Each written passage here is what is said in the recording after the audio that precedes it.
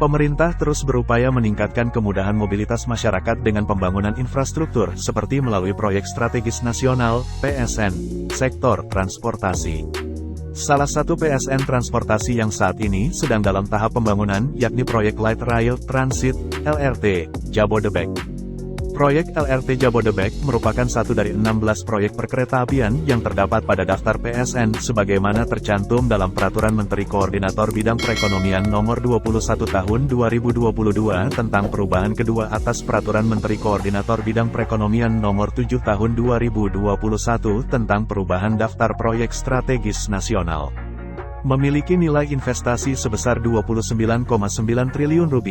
Dengan skema pendanaan melalui pemberian kepercayaan penugasan kepada PT Kereta Api Indonesia, KAI, LRT Jabodebek terbentang sepanjang 44,43 km, melintasi Jakarta, Bogor, Depok dan Bekasi.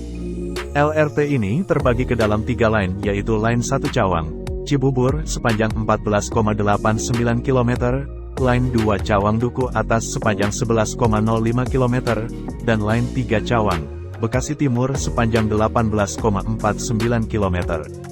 Kereta yang digunakan untuk LRT Jabodebek merupakan kereta buatan BUMN Indonesia yaitu PT Inka. Pemilihan pemakaian kereta dan teknologi ini juga merupakan bentuk perwujudan implementasi ketentuan tingkat komponen dalam negeri, TKDN, yang merupakan salah satu komitmen pemerintah dalam pembangunan infrastruktur Indonesia. Kereta buatan anak bangsa ini dapat beroperasi tanpa masinis dan mampu mencapai kecepatan maksimum 80 km per jam dan terdiri dari 8 gerbong dalam setiap rangkaiannya. Setiap gerbongnya dapat mengangkut maksimal 180 penumpang atau 1.480 penumpang dalam satu rangkaian keseluruhan.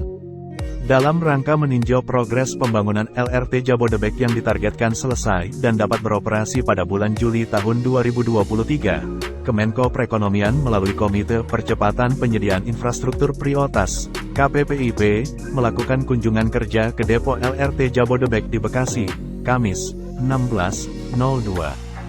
Dalam kesempatan tersebut, pihak LRT yang didampingi oleh pihak dari Kementerian Perhubungan dan PT KAI menyampaikan bahwa saat ini progres pembangunan telah mencapai 89,11%, dengan progres pengadaan lahan 99,5%, menyisakan satu bidang trase yang sedang dalam upaya penyelesaian. Sementara kesiapan lintas pelayanan mencapai 96,26% dengan pembagian pada line 1 yaitu Cawang, Cibubur mencapai 98,12%, sementara line 2 Cawang, Duku Atas mencapai 96,62% dan line 3 Cawang, Bekasi Timur telah mencapai 94,77%.